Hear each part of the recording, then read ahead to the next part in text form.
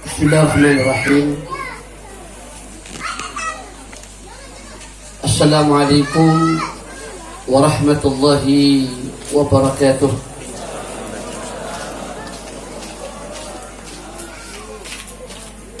Di suatu pertemuan disunahkan untuk saling mendoakan, menghormati.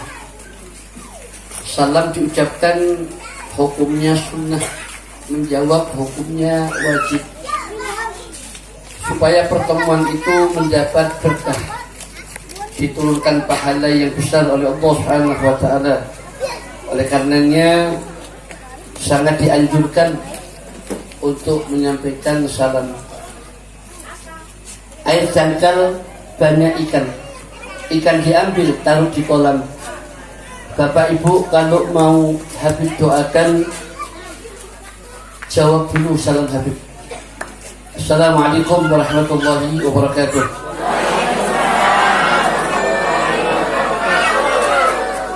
Bismillahirrahmanirrahim. Alhamdulillahi rabbil alamin alladzi bi ni'mati tatimmus shalihat. Alhamdulillahilladzi jama'ana yuhibbu Muhammad wa ja'ala man yuhibbu Muhammad wa man yuhibbu Muhammad wa liman yuhibbu Muhammad. Al-mar'u ma'a man ahab atau kama qala sallallahu alaihi wa alihi wasallam. Asyhadu an la ilaha illallah wa asyhadu anna Muhammadan abduhu wa rasuluh. Allahumma shalli wa sallim barik ala nabiyyir rahmah wa syafi'il ummah.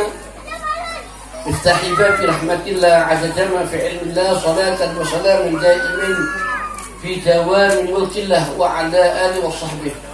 Gamalil wujud fi hadzal yawm wa fi kulli yawm wa fi al-yawmil maw'ud sirran wa jahran fi dunya wal akhirah. Sayyidil wujud wa sahibin nasab syarif wa ala ali khairi kulli mawjud wa sallama tasliman katsira.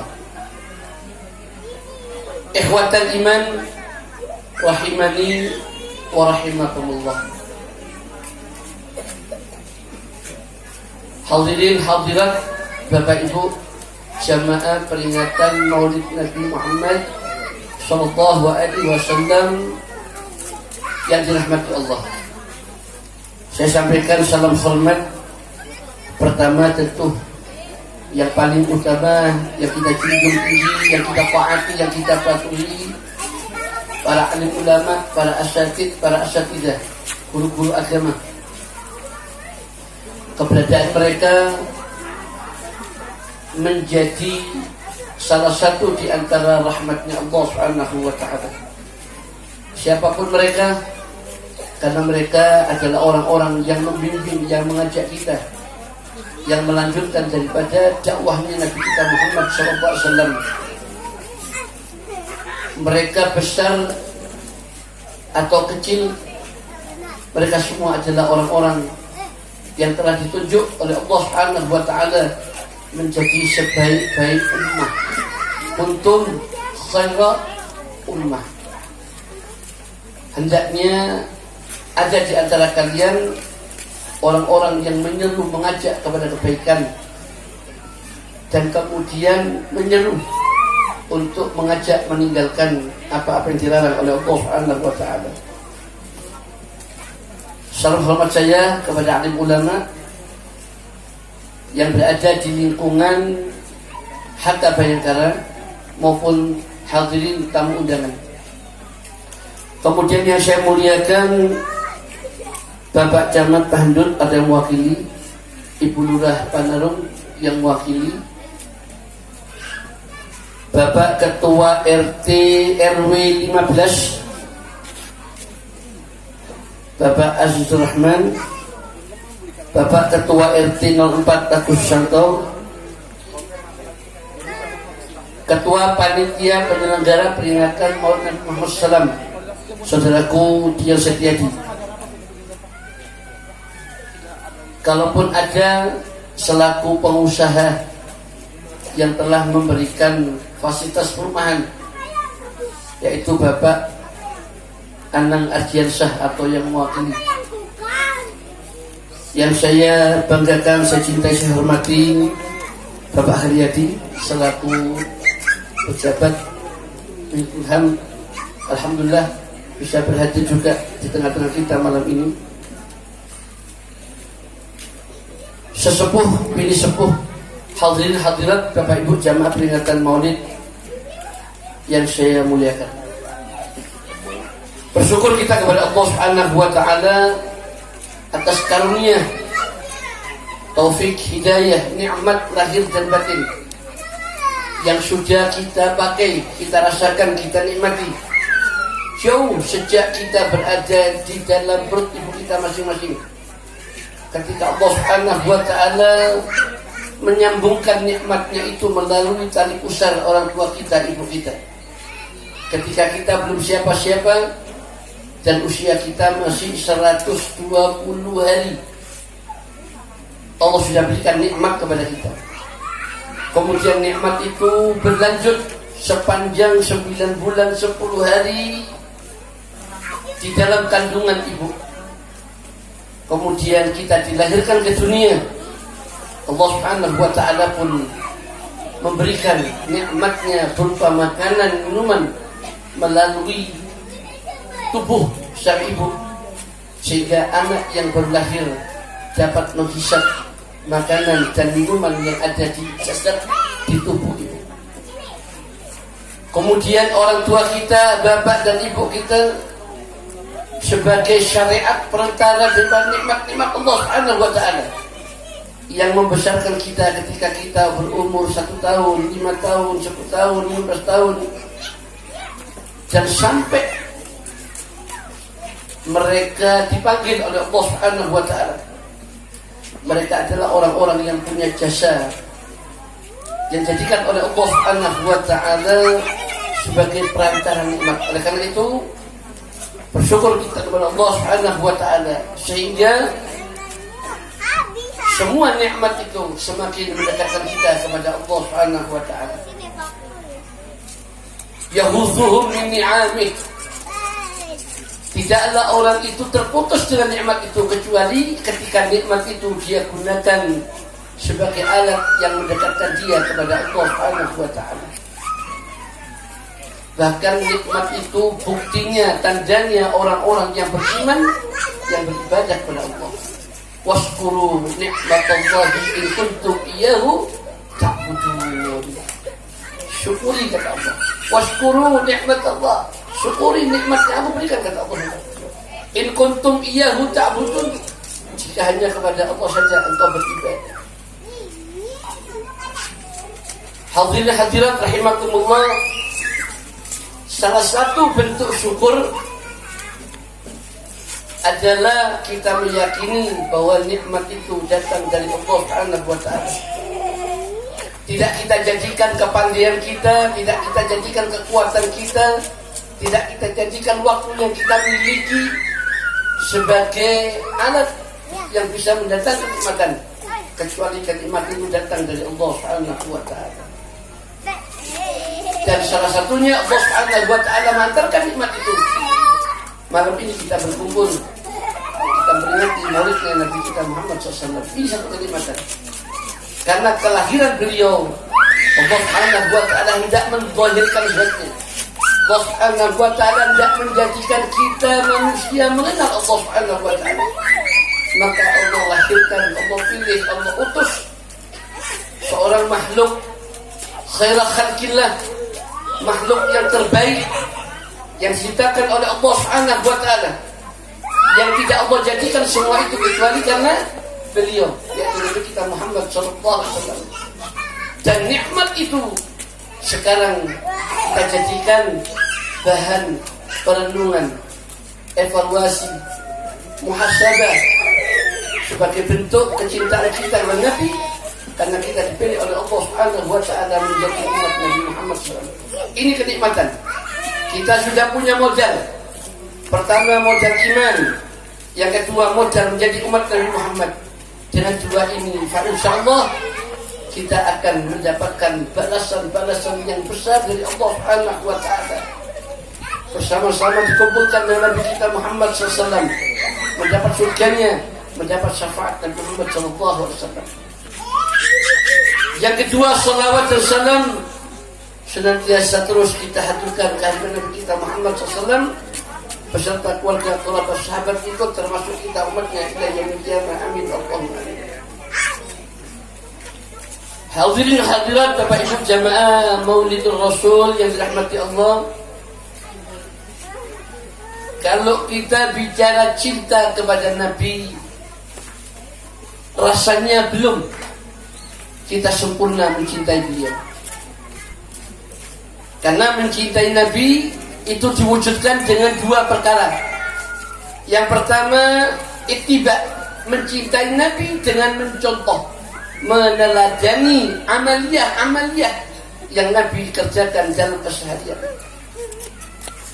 Jadi nyontoh Nabi termasuk bukti cinta, termasuk pengakuan cinta kita kepada Nabi, dan kita ikuti apa yang semua Nabi lakukan. Walladzina amanu wa amilus shalihat wa amanu bima nuzila ala Muhammadin kafar anhum sayi'ati wa aslaha balahum. Adapun orang-orang yang beriman kepada Allah, walladzina amanu, beriman kepada Allah, wa amilus shalihat, dan dia beramal saleh. Tak cukup wa amanu bima nuzila ala Muhammad, maka dia beriman kepada apa-apa yang Allah turunkan kepada Nabi. Semua perintah yang Allah turunkan kepada Nabi, maka itu kita ikuti. Jadi contoh Nabi termasuk bukti cinta adalah kita menjalankan amaliyah yang dijalankan Nabi. Jamaah rahimakumullah, mari setelah peringatan ini kita ukur keimanan kita pasca sebelum peringatan sampai buah daripada peringatan malam ini. Sepulang kita dari tempat ini, kita sadari, kita yakini, kita jujur kalau kita belum begitu banyak mencintai Nabi SAW, sehingga besok kita dapat menyempurnakan kecintaan dalam bentuk keteladanan kepada Nabi. Jamaah rahimakumullah, ada 7 sunnah Nabi harian, bukan mingguan, bukan bulanan, apalagi tahunan. Dalam satu hari, mulai bangun tidur sampai tidur, sampai bangun lagi sampai tidur, sampai bangkit lagi sampai tidur, setiap hari, mulai dari kita membuka mata bersyukur kepada Allah, mengucapkan Alhamdulillahilladzi ahyana ba'dama amatana wa ilaihi nusyur. Kemudian kita berproses dalam keseharian sampai kita meletakkan kepala, memejamkan mata, tidak kita ucapkan Bismillahirrahmanirrahim ahya wa amut. Dalam satu hari itu ada 7 sunnah Nabi yang bisa kita teladani dalam kehidupan kita. Apabila itu kita jalankan, maka satu pengakuan cinta kita sudah terjawab dengan apa yang kita perbuat. Yang pertama, sholat berjamaah 5 kali sehari 17 rakaat. Ini sunnah Nabi. Kalau sholatnya zuhur, asar, maghrib, isya, subuh. Zuhur adalah sholat pertama yang dikerjakan Nabi. Begitu Nabi turun dari peristiwa Isra Mi'raj, tengah malam diperjalankan, kembali sudah menjelang waktu duha. Kemudian Nabi melaksanakan sholat fardu yang pertama zuhur 4 rakaat, asar 4 rakaat, maghrib 3 rakaat, isya. Sejak hari pertama, zuhur pertama Nabi kerjakan, Nabi mengajak sahabatnya berjamaah, dan itu tidak Nabi tinggalkan kecuali akhir hayatnya. Nabi menutup sholat yang terakhir beliau pimpin imam adalah sholat subuh. Jadi sholat yang pertama Nabi kerjakan sholat zuhur, sholat yang Nabi tutup di akhir hayatnya adalah sholat subuh, dan itu semua Nabi kerjakan dengan berjamaah. Alhamdulillah, rasanya kepingin, insyaallah mudah-mudahan sunnah Nabi sholat berjamaah yang ulul percaya, Habib percaya. Terima kasih, lupa tadi menyampaikan kepada ibu-ibu jamaah pengajian Hatta Bayangkara. yang memprakarsai peringatan Maulid bersama dengan suami-suaminya sehingga terbentuk peringatan Maulid malam ini. Masya Allah. Saya ngisi pengajian di sini Pak, setiap hari Sabtu Pak.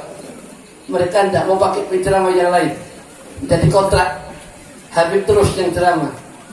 Kecuali kalau saya pulang ke Jawa ada uzur, maka saya meninggalkan mereka semua. Dan pernah minta izin karena beliau tahu, beliau ini sahabat saya di Raja Wali.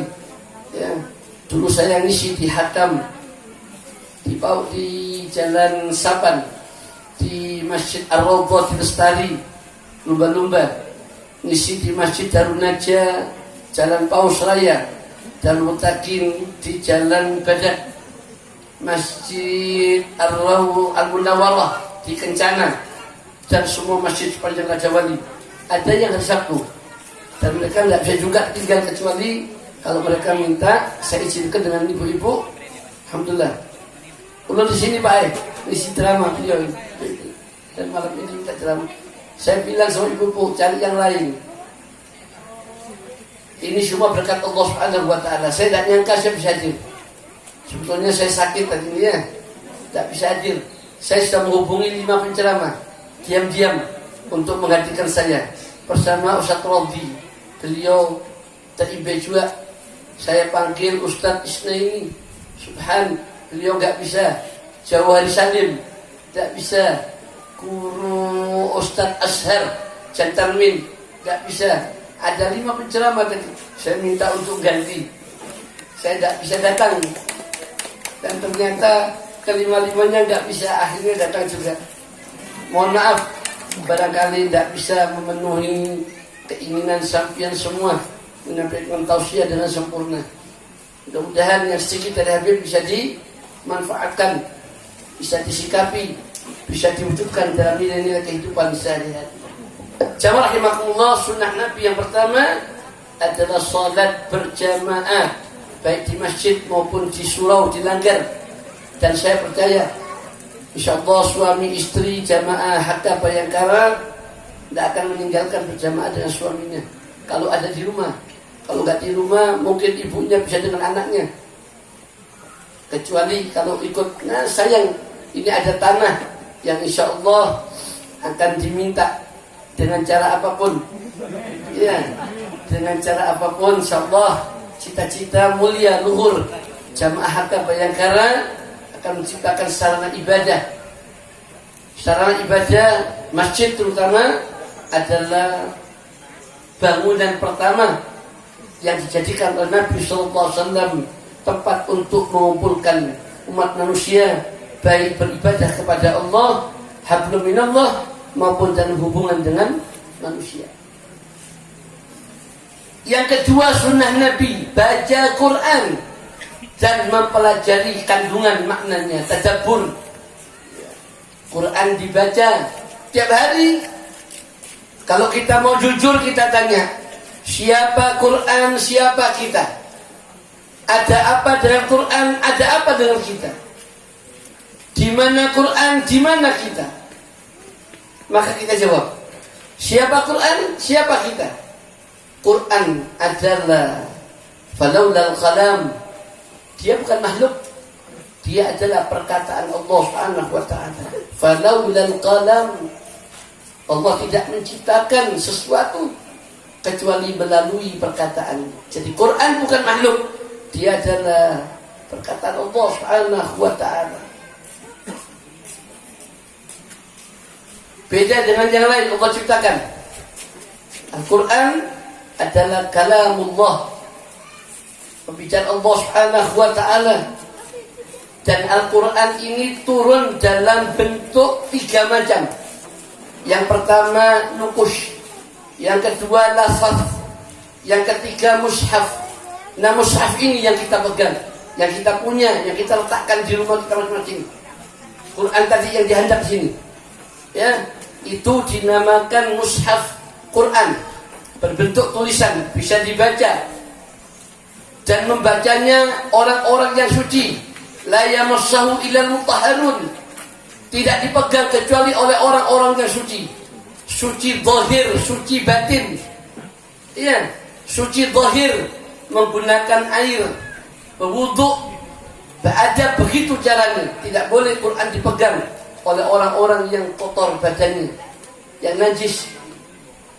Apalagi dipegang oleh orang yang beriman, tidak boleh. Dalam bentuk mushaf. Yang kedua, Quran dalam bentuk lafaz. Malaikat Jibril turun kepada Nabi, mengantarkan kalimat pertama, Iqra. Iqra ma'ana biqari, Iqra bismi rabbikal ladzi khalaq, khalaqal insana min 'alaq, Iqra wa rabbukal akram alladzi 'allama bil qalam. Begitu Allah hendak mengajarkan kepada kita. Siapa Quran? Dia adalah kalamullah, dia bukan makhluk dalam bentuk nukus. Apa nukus? Kalimat yang diletakkan di rongga dan di hati manusia yang tidak akan bisa hilang. Walaupun sebatas mengucapkan Bismillahirrahmanirrahim, Alhamdulillahirabbil alamin, Arrahmanirrahim, Maliki yaumiddin, Iyyaka na'budu wa iyyaka nasta'in, Ihdinas siratal mustaqim, siratal ladzina an'amta 'alaihim, ghairil maghdubi 'alaihim waladdallin. Amin. Itu nukus. Maka beruntung orang-orang yang ada di rongga dan di hatinya kalamullah Al-Quran. Apalagi dia bisa membaca Al-Ikhlas, Al-Mu'awwidzatain, dua surat berikutnya, Al-Falaq dan An-Nas, dan surat-surat yang lain. Masya Allah. Sunnah Nabi yang kedua, Quran dibaca tiap hari. Kita punya tugas 5. Pertama, Quran dibaca. Kedua, dipelajari.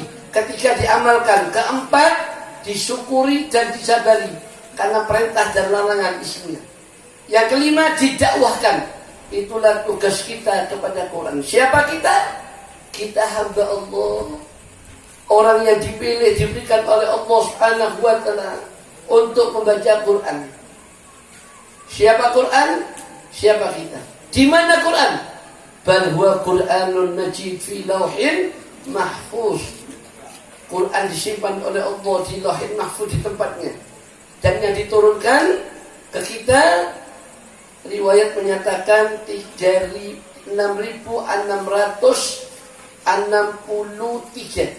Riwayat mengatakan 6.666. Ya, dinyatakan 30 juz, 114 surat. Dan kita punya semua itu Quran. Dimulai dari Al-Baqarah, dimulai dari Al-Fatihah, diakhiri An-Nas. Dan 114 surat itu menunjukkan masing-masing tentang siapa Al-Quran, siapa kita. Ada apa dengan Al-Quran? Ada apa dengan kita? Ada apa dengan kita? Problem.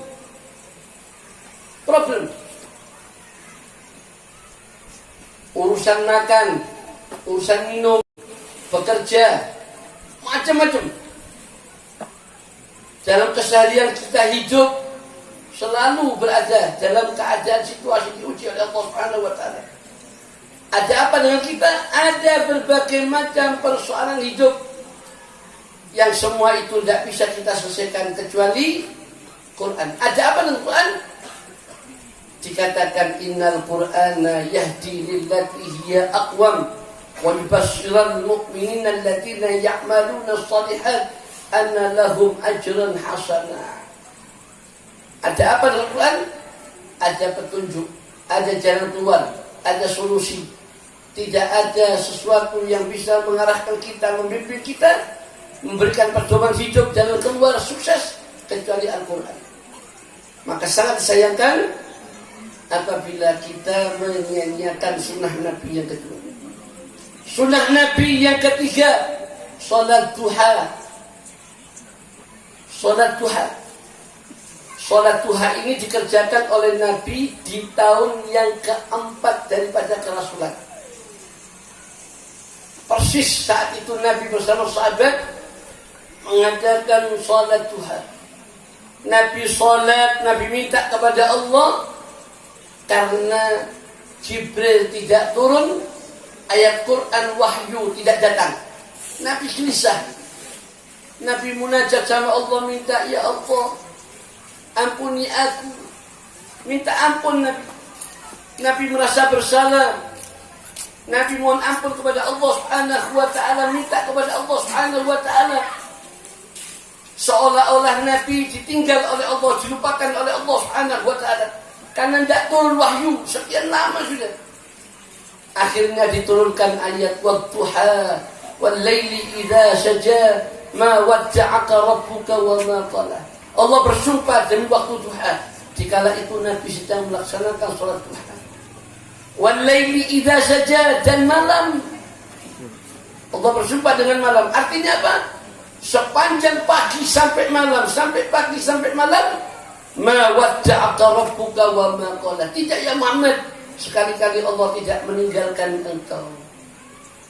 Kemudian walal akhiratu khairun laka minal ula. Diceritakan ayat itu menyatakan walal akhiratu khairun laka minal ula. Sepanjang akhiratnya sampai di dunianya, dari waktu pagi sampai malam, Allah Subhanahu wa ta'ala tidak meninggalkan Nabi kita Muhammad. Jadi ayat itu Allah Subhanahu wa ta'ala hendak menggembirakan Nabi. Posisi Nabi sedang melaksanakan sholat duha, dan sholat duha ini menyamai 360 was yang ada di tubuh kita. Yang angka 360 itu sama dengan jumlah hari dalam satu tahun. Orang yang sembahyang duha, maka sunnah Nabi yang satu ini telah mencukupi sedekah baginya di 360 was yang ada di tubuh sholat duha. Yang keempat, qiyamul lail, tahajud, da'bus salihin. Salat tahajud ini adalah kebiasaan orang-orang dahulu. Mulwayah ini kebiasaan kita begadang tiap malam. Ya, orang-orang dulu kebiasaannya menghidup-hidupkan malam. Qiyamul lail adalah sunnah Nabi yang keempat. Yang apabila kita cinta, kita teladani. Salat berjamaah, membaca Quran dan maknanya, salat duha, salat tahajud. Yang kelima, banyak zikir. Laqad kana lakum fi Rasulillahi uswatun hasanah liman kana yarjullaha yaumil akhir wa dzakarallaha katsira. Banyak zikir, mengingat kepada Allah dengan zikir yang banyak. Sunnah Nabi yang kelima, kita zikir kepada Allah Subhanahu wa ta'ala. Dan zikir ini dihubungkan dengan sholat. Wa dzakarasma rabbih fasalla. Zikir, mengingat kepada Allah. Apa yang kita ingat? Nasib kita di akhirat. Siapa kita di dunia, siapa nanti kita di akhirat. Orang yang mengaku cinta dengan Nabi. Kalau kita mau jujur, kalah cinta kita dengan sahabat. Sahabat tiap hari ketemu Nabi. Salah satu sahabat yang paling mencintai Nabi di antara semuanya, yang lebih adalah sahabat Abu Bakar As-Siddiq radhiyallahu anhu. Kata Abu Bakar, hubbiba ilayya min dunyakum thalatha. Hubbiba ilayya min dunyakum, tidaklah aku mencintai apa-apa bagiku yang ada di dunia kalian illa bi thalatha. Artinya gini, kata Abu Bakar As-Siddiq, tidak ada yang menyamai cintaku di dunia kecuali 3. Semua dunia isinya kalah. Apa yang kata Abu Bakar? Yang pertama, nadhari ila wajhi Rasulillah. Abu Bakar selalu memandang Nabi. Tidak ada kenikmatan seperti memandang Nabi kita Muhammad sallallahu alaihi wasallam. Sehingga Abu Bakar, dunia seisinya ini tidak lebih mahal bagiku, tidak lebih indah bagiku, tidak lebih menyenangkan bagiku kecuali aku memandang wajahnya Nabi Muhammad SAW. Nadhari ila wajhi Rasulillah. Yang kedua, wa anfaqat malaha ila Rasulillah. Aku habiskan hartaku. Abu Bakar mengatakan, tidak ada kesenanganku di dunia ini kecuali hartaku aku habiskan untuk Rasulullah. Yang ketiga, wazadat al-mar'a binta Rasulullah, dan anakku Aisyah dikawin oleh Rasulullah. Artinya apa? Abu Bakar menyatakan, tidaklah dunia ini menyenangkan kepadaku kecuali dengan 3 perkara. Memandang wajah Rasulullah, menghabiskan hartanya untuk Rasulullah, dan kemudian dia bergembira, dia senang karena putri beliau Aisyah dikawin oleh Rasulullah SAW. Dan begitu juga sahabat yang lain, Umar, Utsman, Ali. Hubbiba ilayya min dunyakum thalatha. Kata Umar bin Khattab, tidak ada yang menjadikan aku nikmat senang kecuali aku sholat bersama Rasulullah.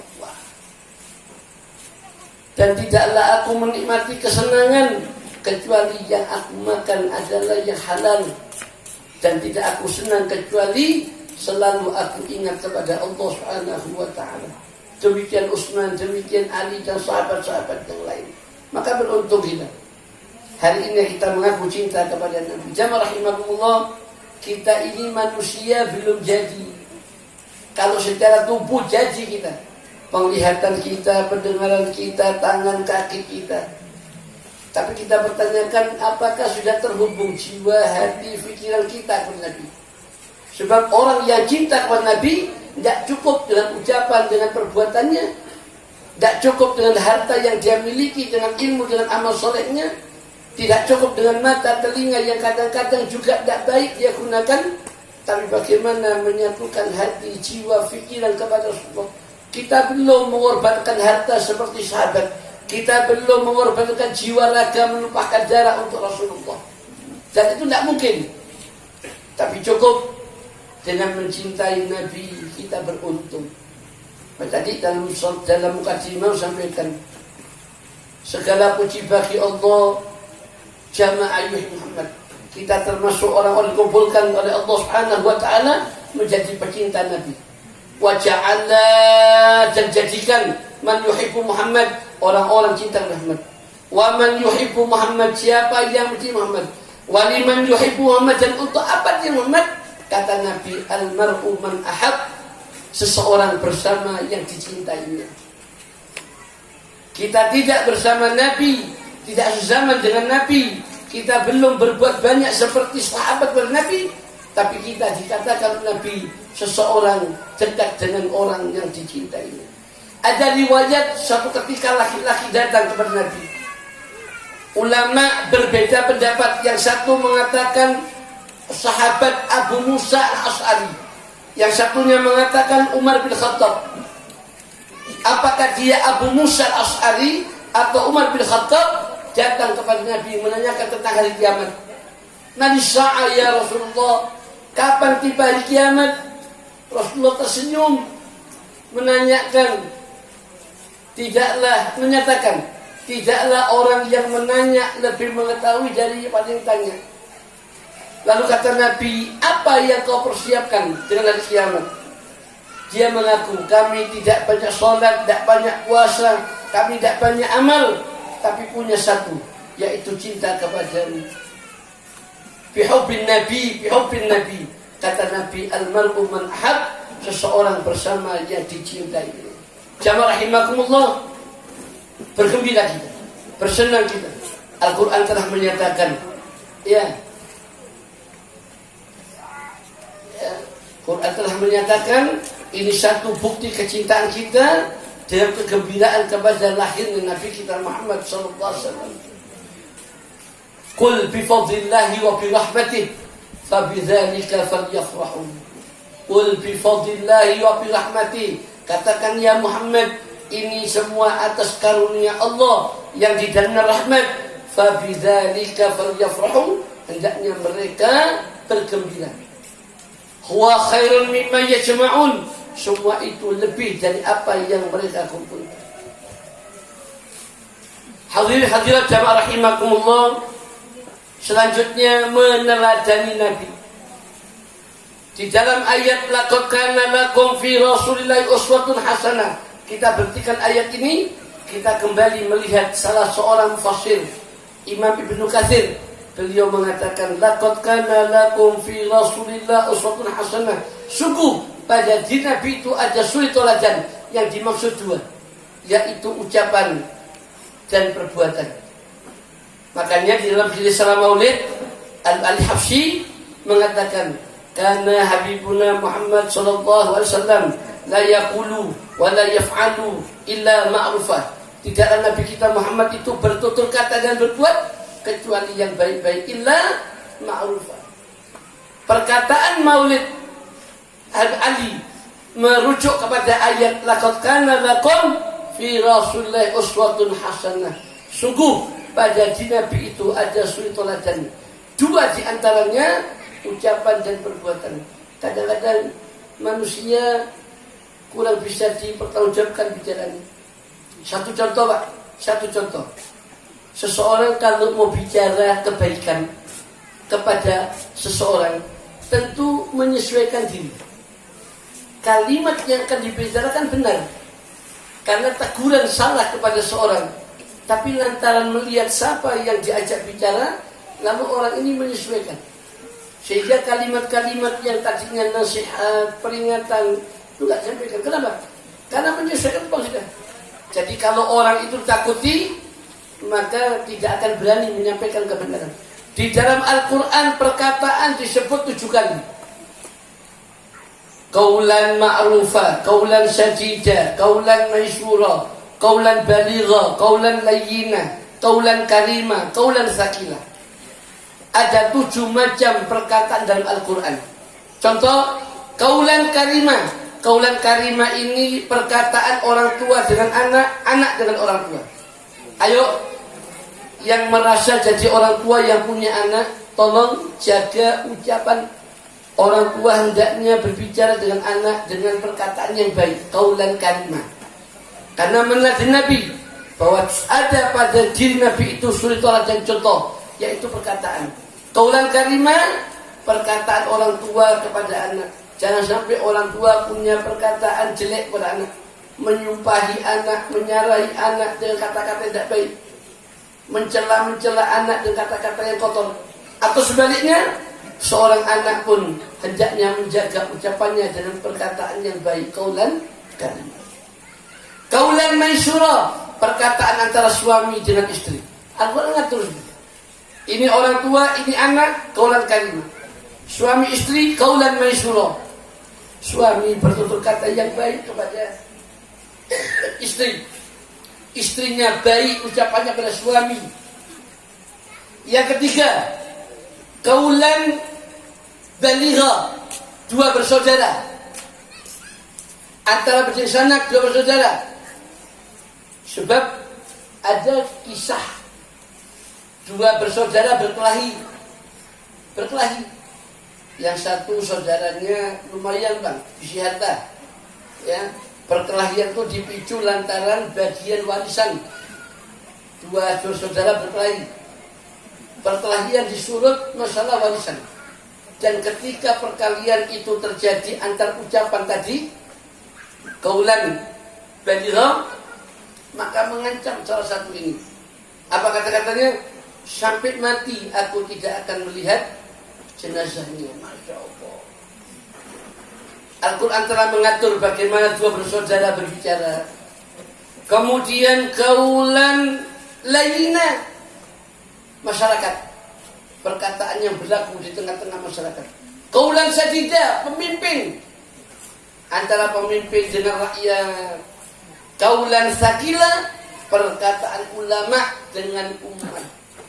Walaupun yang disampaikan itu kebenaran, tapi tidak menyertakan perkataan-perkataan yang kotor. Perkataannya penuh hikmah, penuh ilmu, dan syarat akan manfaat. Ulama yang berbicara menjaga ucapannya akan menjadikan umat terbimbing. Inilah suasana kebatinan yang apabila kita mengenal Nabi Muhammad SAW, maka akan tercipta masyarakat madani, ya. Masyarakat yang madani, pribadi yang Qur'ani. Semua itu sebagai wujud kecintaan kita kepada Nabi kita Muhammad sallallahu alaihi wasallam. Nah, jamaah rahimakumullah, kepada semua warga Bayangkara Haka, masyarakat yang tergabung, yang kalau tidak salah berjumlah 2000. Insyaallah semuanya berpartisipasi.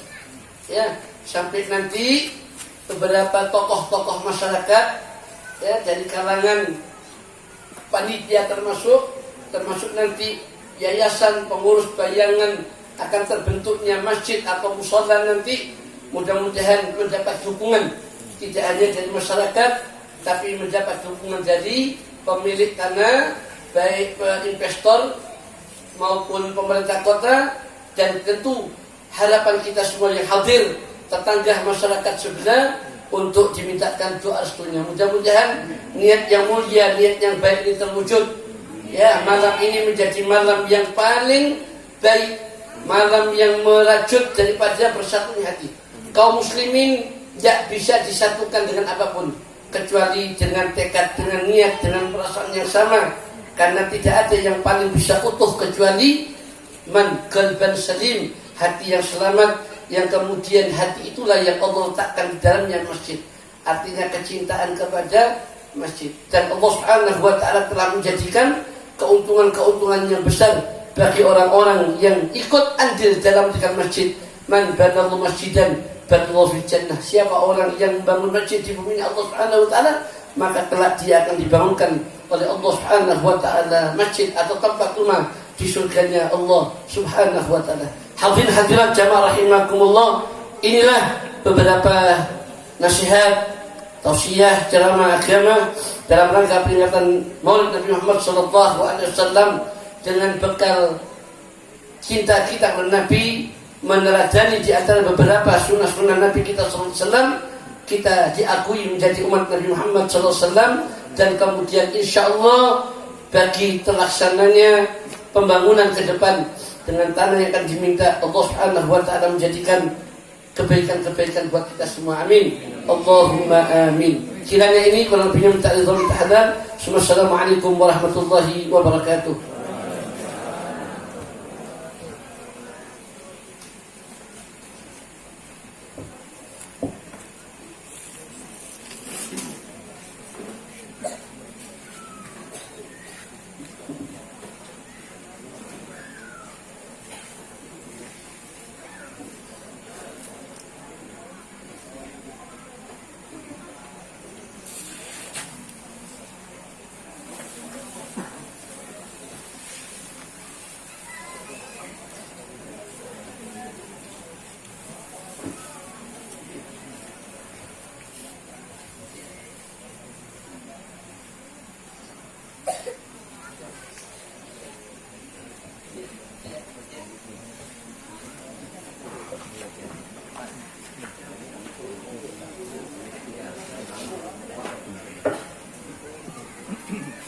Terima kasih Al-Mukarram Habib.